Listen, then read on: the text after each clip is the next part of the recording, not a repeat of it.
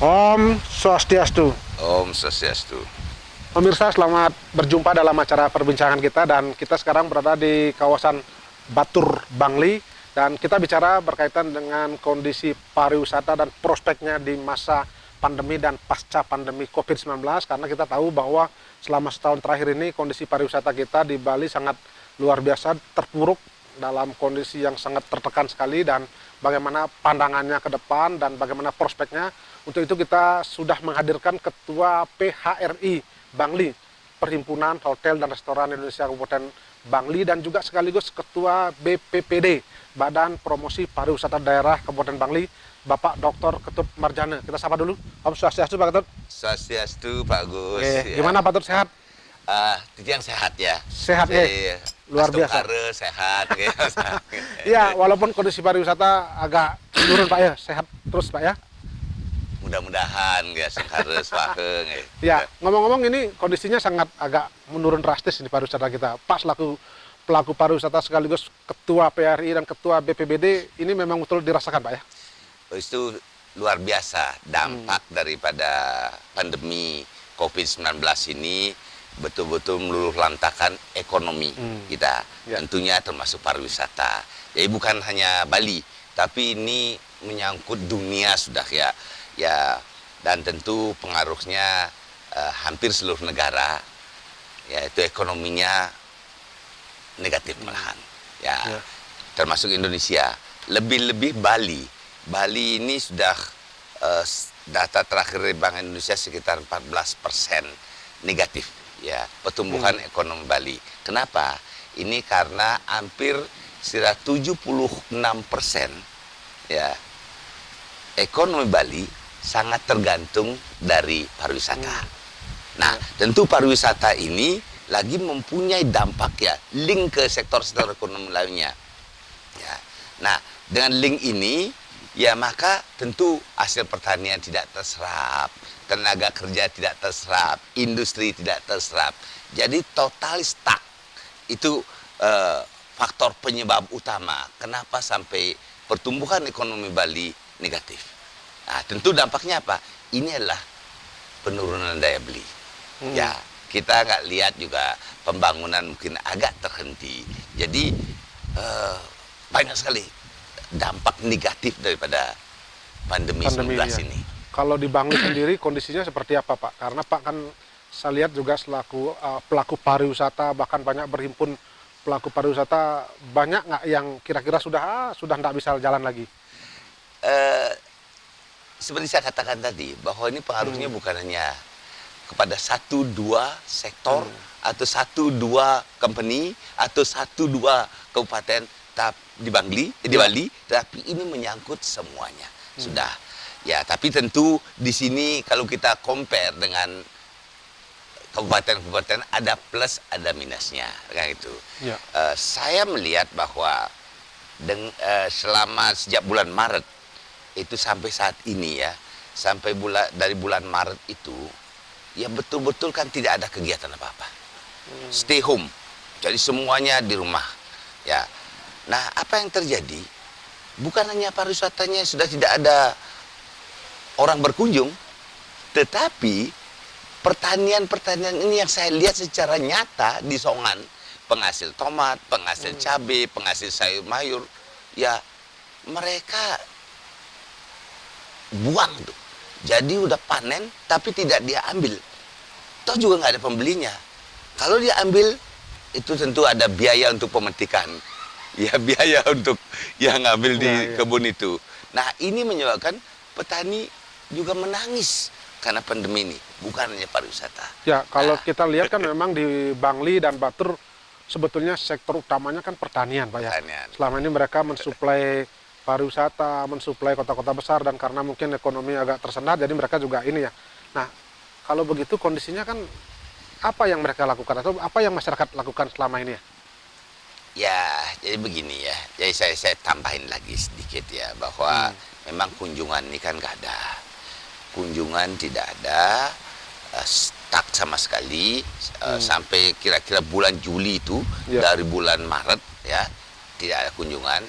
Nah, artinya apa? Bahwa usaha pariwisata totally stop. Nah, dengan itu tidak ada penyerapan.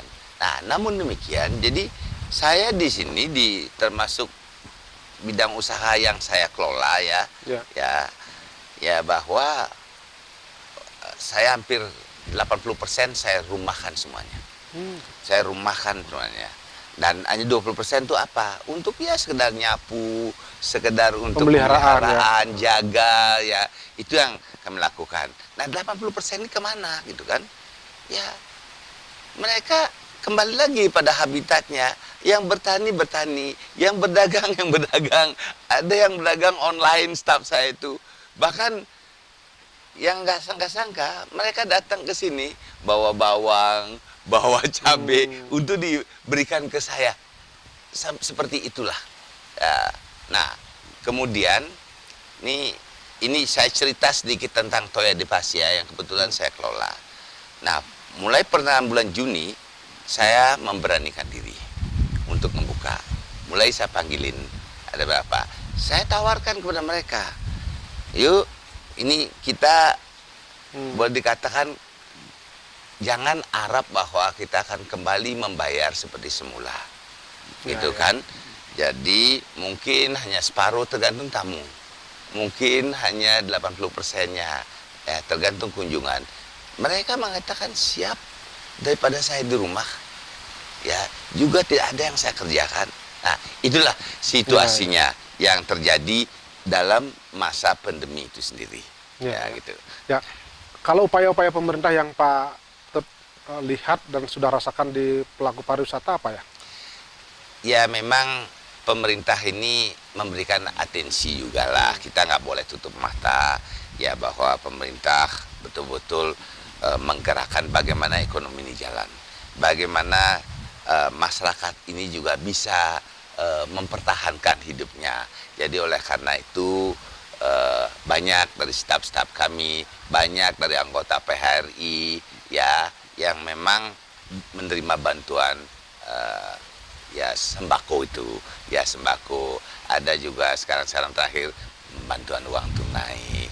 Ada, itu memang ini adalah satu upaya dari pemerintah untuk bagaimana tetap menggeliatkan ekonomi walaupun memang tentu belum bisa yang semula yang tadi gitu. Baik, kita hentikan dulu sejenak Pak Ketut, dan pemirsa kami akan kembali nanti setelah pariwara berikut ini.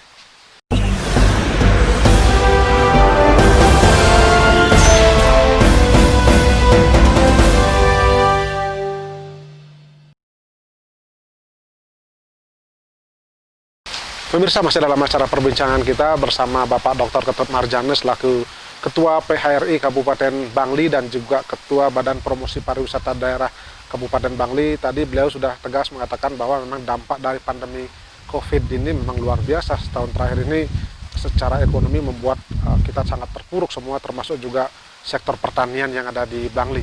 Saya lanjut ke Pak Ketut. Nah, ketika kita bicara soal pariwisata, kemudian sekarang mulai beralih ke pertanian. Nah, kalau kita tahu persis di Bangli khususnya kan memang basicnya pertanian. Yeah.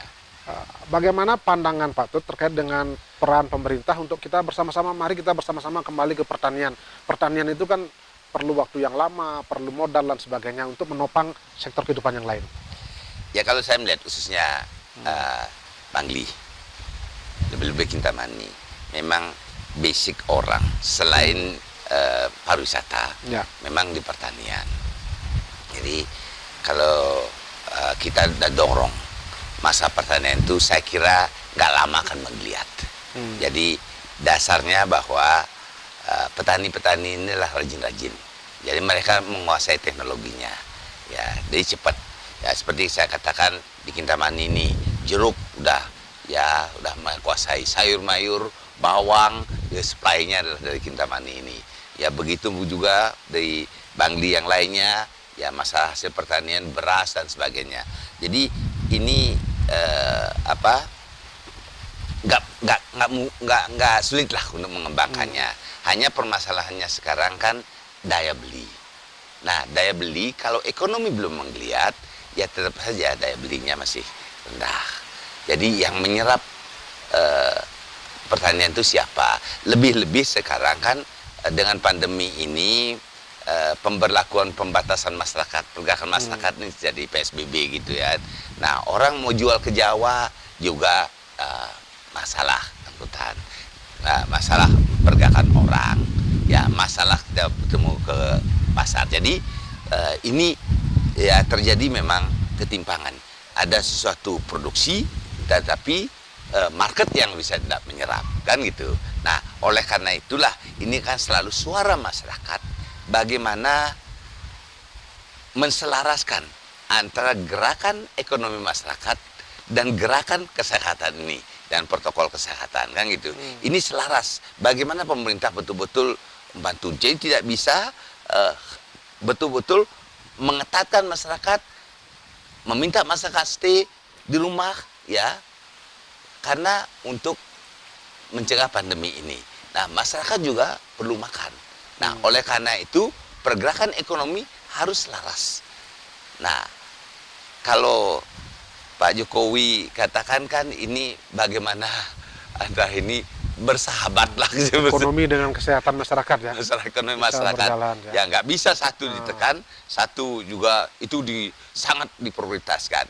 Ya, ini harus. Artinya kan masyarakat ada dalam kondisi titik jenuh juga. Titik kadang-kadang mungkin mereka merasa sudah putus asa kalau udah hampir setahun, kalau kita terlalu kesehatan itu, kemudian ekonomi abai seperti itu. Ya, gimana kalau situasi sudah memang demikian? Ya, ya. Mereka kejenuhan di rumah udah pasti. Mereka ingin rasanya teriak, ingin pergi kan gitu kan.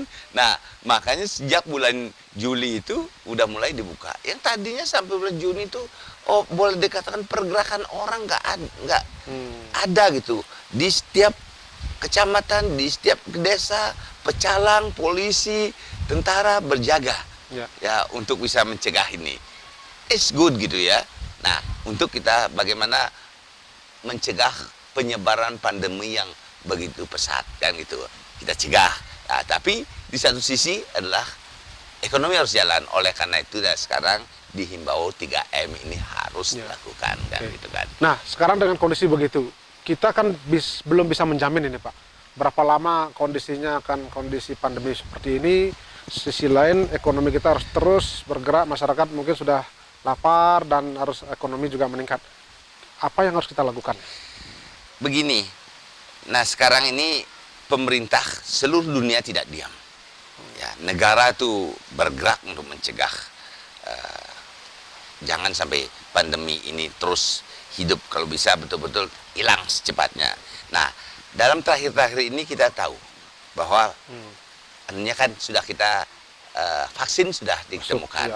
Ini satu harapan bagaimana orang tidak terjangkit oleh pandemi sehingga bisa bebas. Nah, kedua tentu sekarang ini kalau Bapak lihat pengusaha-pengusaha ini udah banyak yang kolab, banyak yang tidak bisa membiayai untuk apalagi operasionalnya, untuk memelihara saja udah nggak bisa, kan gitu kan. Nah, kalau ini tidak dibantu oleh pemerintah, ya bagaimana memberikan kepada pengusaha-pengusaha ini modal kerja untuk mulai mereka bergerak, ya jangan diharapkan ekonomi cepat bergerak. Jadi, nah pemerintah juga tidak diam. Stimulus ekonomi, ya menghentikan pajak, ya harusnya juga dulu pernah di state bahwa objek-objek pariwisata yang terutama dimiliki oleh daerah, oleh pemerintah tuh jangan dipungut biaya kan gitu kan. Itu yang dilakukan sehingga orang tuh tidak terbebani lagi oleh satu. Artinya memang regulasinya meringankan harus pelaku ekonomi ya. Meringankan pelaku ekonomi, mendorong pergerakan ekonomi melalui ya motivasi atau bantuan-bantuan. Kalau kita bicara bantuan kan pemerintah sendiri uang juga mungkin semakin lama semakin habis karena tidak ada pendapatan seperti itu, Pak. Ya pemerintah jelas itu tadinya dengan penurunan ekonomi ya, tuh. Itu kan udah pasti tidak ada uang lah kasar. Uangnya itu berkurang, udah ya. pasti kan penumbuhan. Tetapi sekarang kan orang sekarang Bapak tuh sekarang nih kan bukan berarti harus menyerah, tidak punya uang sama sekali kan gitu kan. Ya. Nah sekarang tinggal Bapak Pak Agus Usaha.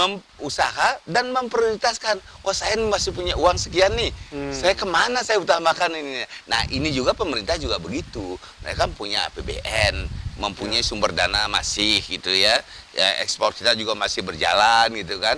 Nah sekarang tentang alokasi anggaran ini yang barangkali pemerintah perlu. Artinya kita masih bisa geser-geser. sangat berharap banyak dari kemampuan negara ini ya untuk Justru membiayai. negara harus berperan pada saat-saat ini. Kehadiran negara dalam suatu konteks ya perekonomian stagnan atau masyarakat tidak bergerak apa-apa, disinilah perlu kehadiran negara.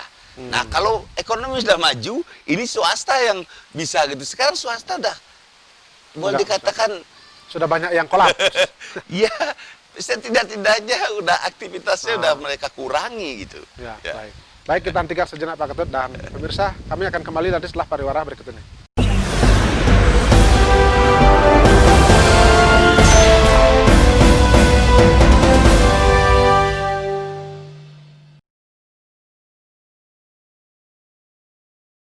Pemirsa, masih dalam acara perbincangan kita berkaitan dengan kondisi ekonomi khususnya pariwisata di pandemi COVID dan pasca pandemi ini.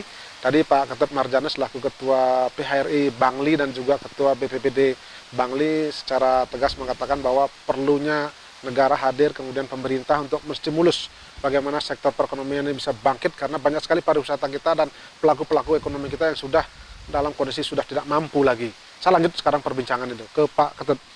Nah, dalam kondisi ini kita tidak tahu sampai kapan ini berakhir, walaupun vaksin sudah ada dan sebagainya. Tapi apa yang harus kita lakukan selaku pelaku ekonomi? Karena ini kita dalam kondisi tidak pasti, berbeda dengan kondisi waktu teroris, bom, dan sebagainya, kita bisa interval waktunya. Sekarang apa yang harus kita lakukan? Ya, tadi saya katakan bahwa dalam satu kondisi yang krisis ini, nggak ada yang lain bisa lebih banyak berperan kecuali negara harus hadir di tengah-tengah suatu situasi yang notabene sekarang krisis. Beliaulah, jadi negara lah betul-betul memberikan suatu stimulus pergerakan-pergerakan ekonomi, masyarakat, sosial dan sebagainya. Gitu. Nah sekarang ini makanya apa yang harus kita lakukan? Ya satu, ya ini masalah vaksin sudah ada. Ya pemerintah sudah mencanangkan bahwa untuk apa penyuntikan itu dipercepatlah. Nah sekarang masih menunggu Badan POM yang sudah barangkali sudah disetujui dan sudah mempunyai suatu jadwal. Itu adalah satu langkah yang memang selayaknya sudah dilakukan. Nah kita kembali lagi pada pergerakan ekonomi. Nah yang sekarang belum terlihat adalah bagaimana sih pemerintah betul-betul stimulus yang sudah dijanjikan, insentif yang sudah dijanjikan betul-betul digulirkan ke masyarakat. Nah, ini masih dalam suatu tatanan-tatanan yang banyak dibahas, ya, banyak dibicarakan, ya, tapi belum sampai menyentuh bagaimana ekonomi masyarakat. Bukan saya katakan tidak ada sama sekali. Nah, pemerintah juga memberikan dana hibah kepada pariwisata, itu sudah berjalan. Tetapi artinya dengan itu saja belum cukup. Nah, jadi, sekarang kemudahan bagaimana? Nah, seperti saya katakan soft loan, ya, jadi kredit yang berbiaya murah ini mesti diketahui. Jangan lagi pengusaha ini dibebani dengan suatu bunga yang tinggi, ya, untuk bisa menarik revenue aja sudah sulit kan gitu. Yeah. Nah, disinilah perlu ada suatu grace period barangkali. Jadi tenggang waktu pembayaran pokok. Nah, ini penting sekali gitu ya. Kemarin itu kan sudah ada relaksasi di perbankan, itu tidak cukup Pak ya? Belum, relaksasi itu adalah restrukturisasi. Jadi restrukturisasi, utang-utang itu sementara dibekukan. Nah, itu bagian dari fasilitas negara. Ya. Nah, sekarang nggak cukup saja tidak bekukan, orang udah nggak punya uang. Ya. Nah, ini perlu diinjek gitu, disuntik dengan dana, bantuan dana. Ya mungkin nggak perlu harus gratis, tidak. Tetapi gimana kemudahan-kemudahan ini bagi pengusaha-pengusaha, jangan terlalu wah ini kurang ini gitu. Yang penting bahwa sekarang bagaimana menginjek dana kepada perusahaan ini sehingga mereka bisa bergerak kembali. Ya, kalau kita bicara dana tadi seperti yang dikatakan kan kita ada batasnya dana kita bahkan pemerintah semua dana-dana anggaran di OPD di pemerintahan kabupaten provinsi sudah dialihkan untuk penanggulangan COVID. Itu kan apa kita masih bisa sangat berharap banyak bahwa dana pemerintah itu masih banyak? Saya tetap berharap negara, siapa lagi kalau bukan negara? Kalau kita pesimis begitu, ya, siapa bergerak kalau bukan negara? Ya kalau swasta udah bangkrut banyak, ya gitu kan. Nah negara masih punya pendapatan, ya. Bank masih punya simpanan-simpanan, ya. Jadi bukan harus mencetak uang, bukan. Jadi income ini pemerintah kan bukan berarti ekonominya terhenti sama sekali. Nah ada sumber-sumber APBN. Nah perbankan juga masih jalan. Jadi mungkin kalau katakanlah 100% pariwisata tidak bisa mereka kolek, ya, mereka salurkan sampai sekarang ini, malahan kredit ke pariwisata di stop sama sekali. Tapi yang sektor-sektor ekonomi di luar Bali ini kan masih bergerak, ya, ekspor masih berjalan, artinya ada income. Nah disinilah yang saya katakan tadi, realokasi APBN terhadap penggunaan dana ini perlu dilakukan. Jadi pergeseran-pergeseran ke sektor-sektor yang betul-betul bisa memberikan stimulus, itulah stimulus perekonomian. Nah, itu ya. Perbankan sekarang ya mestinya memang sudah sekian lama menikmati keuntungan daripada bunga. Nah sekarang bagaimana bank itu ya sedikit lah quote unquote berpikir pada sosial, aspek sosial, bagaimana menggerakkan masyarakat ini. Jadi oleh karena itulah bunga ini tentunya jangan menjadi terlalu besar. Ya. Kalau dari sisi sektor ekonomi khususnya mungkin di keuangan perbankan mungkin kebijakannya seperti itu. Kan ada juga kebijakan-kebijakan lain pemerintah yang tadi Pak Tut sampaikan bahwa ingin ada keringanan-keringanan mungkin regulasi yang tadi pungutan dan sebagainya seperti itu ya. Ya kalau itu udah pasti. Nah saya katakan bahwa relaksasi di bidang perpajakan. Jadi mungkin bahwa masyarakat kan belum mampu nih membayar pajak. Umpamanya kita katakanlah yang paling simpel pajak kendaraan, punya motor, udah berat ekonominya dipungutin pajak lagi gitu kan. Nah barangkali juga sekarang stimulusnya umpamanya tadinya ada PHR ya, pajak hotel dan restoran 10%, bagaimana merelaksasi ini untuk kurun waktu tertentu kan gitu kan. Pajak-pajak pendapatan, PPN gitu kan. Ini banyak sekali jenis pajak yang ada. Pajak pegawai, ya. Ini tentunya ada sebagiannya secara otomatis berhenti karena sekarang pengurangan pegawai itu berkurang. Tetapi juga ada pajak-pajak lainnya, ya mestinya juga direlaksasi. Gitu. Berarti apa yang kita harus lakukan selain mengandalkan dari bantuan pemerintah? Kan kita tidak boleh juga diam. Ekonomi harus bergerak, masyarakat banyak sekali yang membutuhkan pendapatan. Apa yang menurut Pak Tut kira-kira prospek yang bisa lakukan? Jadi poinnya beginilah, manusia tidak mau mati konyol. Mereka akan melakukan segala upaya untuk bisa survive, untuk bisa mempertahankan hidupnya gitu kan. Nah katakanlah yang paling saya tahu nih Toy Debasia yang saya pimpin. Jadi masa pandemi ini saya nggak diem, saya optimis one day ini akan teratasi. Nah justru saya melakukan pemeliharaan nih yang luar biasa. Jadi yang masih rusak-rusak sedikit saya perbaiki kan gitu kan. Artinya ada masa kita mencoba berbenah ya. Ya berbenah kan gitu kan. Menyambut kira-kira datang. Kalau pada waktu tamu datang nggak mungkin kita berbenah karena itu akan mengganggu mereka. Saatnya kita berbenah. Jadi selalu ada di balik petaka yang kita hadapi ada juga hikmah yang kita rasakan. Nah seperti itu. Sekarang teman-teman saya lah yang tadinya tidak pernah berjualan online, sekarang mereka jualan online, masaklah di rumah, jual. Ini kan itu suatu upaya daripada orang-orang kita untuk bagaimana mempertahankan hidup ini. Jadi ada sesuatu hal positif di balik hal petaka itu ya. Saya melihatnya seperti itu, Pak. Jadi kalau kita akan ditambah menjadi kreatif jadinya ya. Jadi ditambah menjadi kreatif, inovatif. Kita bisa menyerap suatu katakanlah sekarang zamannya bahwa zamannya digital. Jadi kan bagaimana orang-orang mulai belajar digitalisasi gitu kan. Jadi gimana mereka memasarkan secara online ya. Ya seperti itu. Nah, gitu. Baik, kita hentikan dulu sejenak. Pemirsa, kami akan kembali nanti setelah pariwara berikut ini.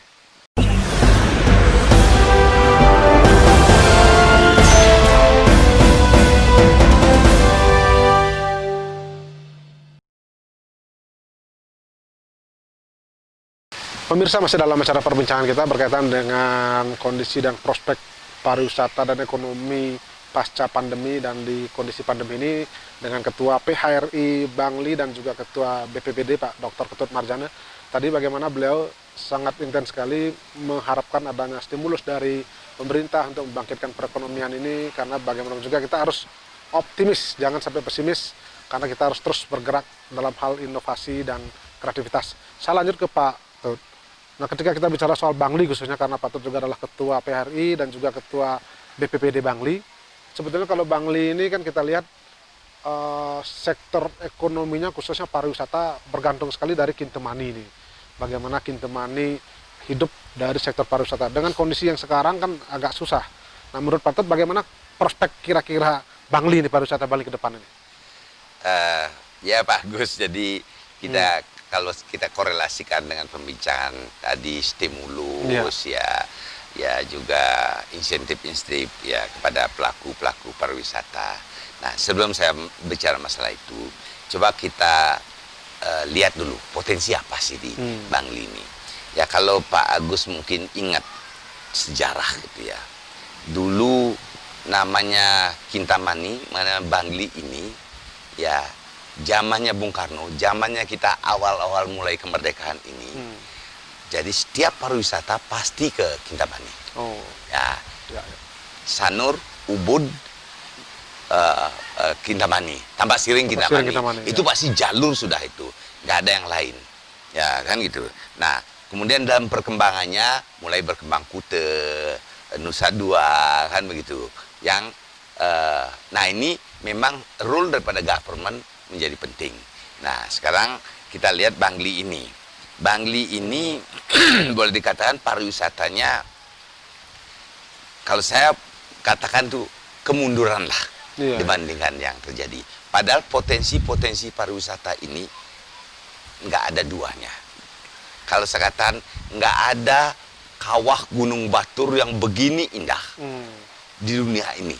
Ya, tidak ada Trunyan yang dua. Ya, satu budaya ya yang seperti itu. Kita punya di sini, kalau kita lihat itu alam. Alam ini di Bangli ini kan kita mempunyai gunung, kita mempunyai danau, mempunyai sungai, mempunyai sawah, mempunyai air terjun. Jadi banyak sekali. Memang laut ada, tapi di luar itu luar biasa potensi kita yang juga di kota nggak dimiliki. Seperti air terjun saya memiliki, memiliki danau, gitu kan? Nah, ini ada di sini. Nah, ini yang potensi yang luar biasa, kan gitu. Nah, kalau dari culture, budaya. Nah, budaya ini asal muasal Bali ada di mana? Ada di Kintamani. Nah, disitulah budaya Bali mula. Jadi kerajaan Bali itu ada di Kintamani, ya, gitu. Ya, kalau kita telusuri sejarah, nah, sejarah terjadinya Bali, mungkin saya klaim bahwa itu start dari Kintamani ini. Ya, bergerak gitu. Sampai kedatangan daripada Empu Markandia, kemudian dari Majapahit gitu ya. Sehingga terbentuklah Bali yang seperti sekarang ini. Nah, ini sejarah ini nggak bisa kita hapuskan. Nah, ini adalah bagian daripada budaya. Nah, kita di Bangli ini bahwa namanya pariwisata alam dan budaya itu dominan. Ya, ini yang harusnya kita jual. Kita memiliki Pura Kehen, memiliki Pura Batur, memiliki Pancereng Jagat di Trunyan, ya, Ulun Danu Songan, ya, banyak sekali di kawasan ini. Balingkang itu akulturasi budaya Cina dan Indonesia, ya. Ini mesti digali dan dihidupkan, dijual. Nah, nggak mungkin masyarakat melakukan tanpa peran daripada pemerintah.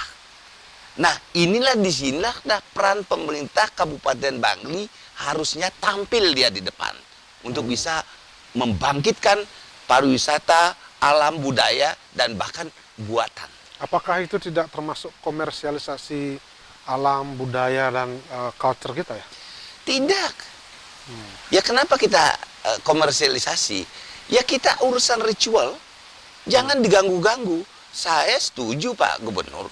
Ya kita nangun sakerti Loko Bali ini itu dihidupkan. Ya, jangan justru pura-pura gimana menyucikan pura ini kan gitu kan. Jangan Artinya justru memang ada, orang macam memang ada pembatasan, ada ya ini ya. pembatasan gitulah. Tapi kita kan budaya ini harus diketahui dunia. Nah sekarang Trunyan, ya Trunyan itu masa kita larang orang ke kuburan gitu banyak. Ya tapi kita aturannya, tata kelolanya harus ada. Itu kan sudah dilakukan sejak lama Pak, karena promosi kemudian upaya-upaya pengembangan itu, apa itu belum cukup ya? Ya belum lah kalau belum cukup. Nah sekarang kalau Bapak ke Trunyan itu mungkin banyak lah yang harus dia benahi, termasuk sampah-sampah plastik. Bukan hanya di Trunyan saja, di daerah ini. Itu artinya apa? Pembinaan daripada kabupaten yang nggak ada. Ya, belum ada, belum tergugah. Ya, sekarang kita katakan, ya kita lihat Penglipuran itu desa tradisional, sangat menarik. Nah, Trunyan ini sebenarnya lebih tradisional. Nah, tetapi kenapa terjadi bangunan-bangunan yang modernisasi itu dibiarkan? Ya, kalau ada satu pembinaan dari pemerintah, coba deh pura ini bangun dengan pola yang bagaimana sih zaman dulu, gitu kan? Nah, itu kita bangkitkan. Jangan dimodernisasi yang seperti sekarang gitu. Nah, banyak yang terjadi seperti itu. Nah, alam sekarang di mana diutilize, itu kan. Kita sekarang ada air terjun di Temku, ada pengelukatan di Sale. Nah, ini kan belum banyak diketahui orang. Ya kenapa? Karena promosinya, karena regulasi pemerintah. Nah, sekarang Kintamani, saya highlight di sini. Ya, satu, pungutan. Ini retribusi ini menjadi isu yang viral. Itu protes masyarakat Bali. Kenapa saya main di Bali kok dipungutin? Sampai sekarang masih berlaku ya? Masih, ini dihidupkan kembali 1 Januari. Nah, inilah menjadi beban. Begitu Januari dihidupkan 1 Januari, drop. Itu berarti regulasi dari pemerintah atau dari desa adat sendiri ya? Dari Kabupaten Bangli. Nah, ini yang saya tidak mengerti, ya kenapa terjadi pungutan retribusi di jalan umum, di jalan raya. Di mana jalan ini, ya, orang tembus ke Singaraja, orang ini ke Songan bisa ke Karangasem. Itu jalan umum, jalan ke desa-desa. Jalan dibangun untuk memudahkan aksesibilitas, memudahkan pergerakan ekonomi. Ya, gitu. Nah, sekarang dipungut dengan satu peraturan bupati. Nah, ini yang saya betul-betul saya bertanya, apakah secara legal ini boleh? Nah, tentu di luar bidang saya ada penegak-penegak hukum yang banyak. Nah, apakah harus tutup mata? Kaji, teliti, kan gitu kan? Mungkin itu tujuannya adalah untuk meningkatkan pendapatan untuk pada akhirnya bermuara kembali kepada masyarakat. Begini Pak, jadi sekarang ketika namanya PHRI pasti untuk meningkatkan PAD, ya, bukan PHRI retribusi, untuk peningkatan PAD, ya. Tetapi, nah sekarang kebijakan ini, apakah itu bisa mendorong perekonomian atau bahkan malah orang tidak datang jadinya ya? Jadi menghambat pergerakan. Nah, kita lihat Bangli ini masuk daerah termiskin. Kenapa? Ini yang harus dikaji. Nah, saya selalu mengusulkan bahwa pungutan-pungutan yang sifatnya membebani masyarakat hentikan. Ya, atau setidak-tidaknya kurangi. Atau setidak-tidaknya dimurahkan. Gitu kan? Sehingga orang itu datang. Ya, datang kan berkunjung. Kalau mereka udah di awal merasa berat, ngapain saya pergi ke situ? Nah, sekarang katakanlah pungutan yang masuk ke kawasan Kintamani itu untuk domestik 26.000. Ya, 25.000 plus 1.000 asuransi. Untuk asing 51.000, 50.000 plus asuransi 1.000. Nah, sekarang kita katakan ekonomi Bali sudah mengalami negatif. Artinya apa? Daya beli masyarakat sudah menurun. Nah, mereka sudah jenuh di rumah, ingin rekreasi, kan gitu kan? Nah, dia bawa uang 50.000. udah ada rencana nih. Saya beli kopi, beli tipat cantok, beli apa. Ya, ini untuk kelompok yang berpenghasilan rendah. Ya kan itu. Pingin juga dia rekreasi. Dan ini harusnya ditangkap. Bebaskan mereka. Sehingga apa? Pedagang-pedagang kecil itu bisa menikmati, bisa menjual kopi, bisa membuat tipat cantoknya, bisa menjual satenya, kan gitu. Nah, ini menyebabkan ekonomi bergulir. Nah, tapi kalau ini yang sudah belum apa-apa sudah dipungut, ya mereka nggak jadi datang. Kesempatan masyarakat kecil menikmati juga nggak ada. Nah, ini yang terjadi.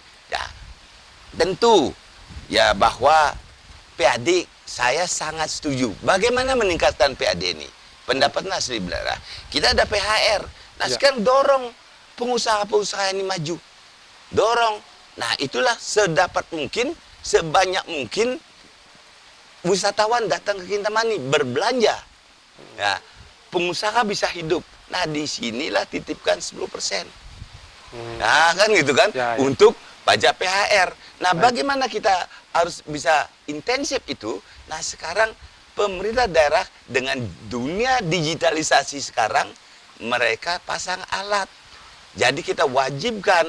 Ya, sekarang pemerintah udah dengan adanya corona ada QRIS. Itu salah satu untuk memantau untuk memantau berapa sih penjualan itu gitu. Baik. Nah, baik, kita hentikan dulu sejenak Pak Ketut, dan pemirsa kami akan kembali nanti setelah pariwara berikut ini.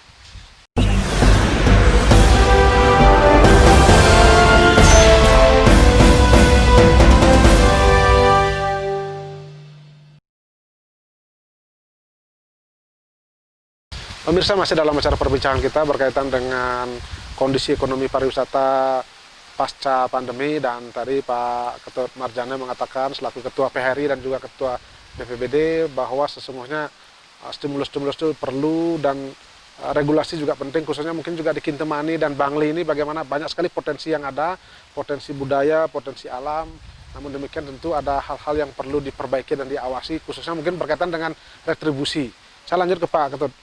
Ketika kita melakukan retribusi kepada masyarakat yang datang berkunjung ke kawasan Kintamani, ke Batur, dan ke Bangli ini, tujuannya adalah untuk meningkatkan PAD. Nah, sisi lain masyarakat ada yang merasa berat karena datang berkunjung ke sini. Apa yang kita bisa lakukan ya untuk mengawasi itu ya? Ya begini, saya menaruh harapan yang besar terhadap pemerintahan Bangli yang baru ini. Bapak ketahui bahwa Bangli telah memiliki bupati baru. Ya, tentu kita harapkan kebijakan yang baru. Mereka melakukan deregulasi, ya, terhadap satu aturan-aturan yang memang sudah, apalagi namanya membebani masyarakat. Ya, aturan-aturan yang kurang efektif pun harus dibenahi. Ya kan gitu kan. Nah, ini yang kami harapkan, harapan besar kepada Pak Sang Nyomans dan Arte sebagai Bupati Bangli yang baru. Mereka waktu masa-masa campaigns itu luar biasa janji mereka untuk bagaimana membangkitkan pariwisata Bangli. Dan saya sebagai Ketua PHRI, Ketua Badan Promosi Pariwisata Daerah, sangat mendukung kebijakan-kebijakan beliau untuk bagaimana meningkatkan pariwisata ini. Nah, ini tentu kita harapkan itu adalah ya bagaimana mereka bisa melakukan satu kita katakanlah kolaborasi ya antara pemerintah dengan asosiasi-asosiasi, dengan kelompok-kelompok tertentu. Ini kita rembukan bersama. Nah, sekarang Bapak secara spesifik menanyakan masalah retribusi yang ada di Kintamani ini. Nah, kalau saya katakan ya, kata orang gitu ya, retribusi yang di Kintamani ini lebih banyak mudaratnya, jeleknya, ya dampak negatifnya daripada manfaat yang dirasakan. Ya, itu yang saya quote unquote saya state. Ya, itu saya lakukan. Dan oleh karena itu PHRI sebagai asosiasi, kami sudah kirim surat kepada Bupati untuk mohon ya pungutan retribusi di jalan raya ini dihentikan. Karena ini jalan umum, jalan untuk akses ekonomi, ya, ya jalan untuk akses sosial. Jadi mereka menyui keluarga, di stop dulu. Bahkan orang-orang lokal pun mau pulang ke Songan, ke Kedisan, ke Batur, di stop dulu gitu. Kalau mereka memakai itu menghambat, apalagi mereka orang yang berpergian ke Singaraja. Mereka kadang-kadang diikuti. Benar nggak ini jalan itu? Seperti itu. Nah, kembali pada masalah manfaat, ya saya katakan ini banyak justru menimbulkan satu keluhan-keluhan di masyarakat, yaitu yang sifatnya sangat membebani. Nah, ini tentu akibat daripada beban kepada masyarakat pengunjung, mereka mengurungkan niatnya berpergian, dampaknya adalah ekonomi lokal yang terjadi. Nah, sekarang apa yang harus dilakukan oleh pemerintah? Dan mungkin juga aparat desa di bawah itu kira-kira? Jadi gini, pertama, bagaimana pemerintah Bangli ini betul-betul memberikan insentif kepada pariwisata, stimulus kepada pariwisata, yaitu dengan menciptakan ya biaya pariwisata yang terjangkau, relatif ini. Ya kalau saya katakan yang murah, ya kalau perlu tidak ada pungutan. Nah ini sehingga mereka datang. Ya ini yang saya harapkan. Nah untuk mengalihkan pungutan itu, untuk memperbesar PAD ini, ya memang sedikit memakan waktu, adalah kembangkan, dorong perusahaan-perusahaan di bidang pariwisata, hotel, laundry, nah terus juga penginapan-penginapan yang kecil gitu, homestay, camping, restoran-restoran, usaha-usaha di bidang pariwisata, dorong sehingga di situ kita titipkan PHR. Nah, gitu kan. Nah, inilah satu kemudahan-kemudahan regulasi yang harus dinikmati oleh masyarakat. Nah, saya sekarang ini di Jalan Raya Kintamani itu kan pada nggak memperoleh izin. Ya. Tempat-tempat usaha itu ya? Tempat-tempat usaha itu karena batas jurang. Ya kan gitu kan. Tetapi satu sisi pajak mereka punguti. Nah, ini kan tidak konsisten. Bahkan pembangunan semakin gencar saya lihat itu ya. Nah, pembangunan justru semakin gencar. Nah, tidak ada tindakan. Nah, ada aturan tapi tidak dilaksanakan dengan baik, maka ini justru menciptakan sesuatu Artinya perlu ketegasan, Nah, kalau ini kan kita harapkan dari PHRI itu hendaknya bahwa ya berikan mereka izin ya, tapi dengan suatu batasan-batasan. Ya, umpamanya tidak boleh dibangun semuanya, hanya sekian persen, kan gitu. Umpama ini, ya tentu pemerintah lebih tahulah. Nah, terus yang kemudian kita mempunyai potensi yang luar biasa ini, apa sih upaya pemerintah untuk bisa memblas bahwa Bangli ini luar biasa loh potensinya. Nah, di sini peran daripada digitalisasi ekonomi, digitalisasi daripada regulasi, digitalisasi daripada aplikasi-aplikasi usaha. Nah, ini menjadi satu penting. Nah, ini juga pemerintah mesti hadir. Ya, kayak wajib kan pengusaha-pengusaha, mesti harus kita bisa monitor penjualan. Itu akan masuk. Nah, belum lagi kita masalah. Jadi poin di Bangli ini adalah infrastruktur yang harus dibangun oleh pemerintah yang baru ini. Infrastruktur itu apa? Ya masalah telekomunikasi. Nah sekarang kita lihat bahwa orang mau akses telepon aja susah, apalagi internet. Nah dunianya sekarang dunia digitalisasi. Gimana kita memperkenalkan? Sekarang jalan, masih banyak tempat-tempat objek pariwisata yang tidak bisa dijangkau dengan karena baik. Jalannya rusak. Jalannya rusak, listriknya ya juga sering mati hidup, air bersih. Nah inilah peran pemerintah di samping regulasi juga pembangunan infrastruktur yang harus dilakukan. Ya. Baik, terima kasih Pak Ketut Marjana, luar biasa. Mudah-mudahan ini bisa memberikan pencerahan sekaligus inspirasi bahwa sungguhnya Bangli di era yang baru ini nanti betul-betul menjadikan Bangli tempat pariwisata dan juga menjadi ikon ya bagi Bali khususnya, karena banyak sekali budaya dan peninggalan-peninggalan sejarahnya yang ada ya. Terima kasih Pak Ketut ya atas waktunya. Sama-sama Pak Gus ya. Pemirsa, demikian tadi perbincangan kami dan seluruh kerabat kerja yang bertugas mengucapkan terima kasih atas perhatian dan kebersamaan Anda, dan kami akhiri dengan para Santi. Om Santi, Santi, Santi, Om. Om.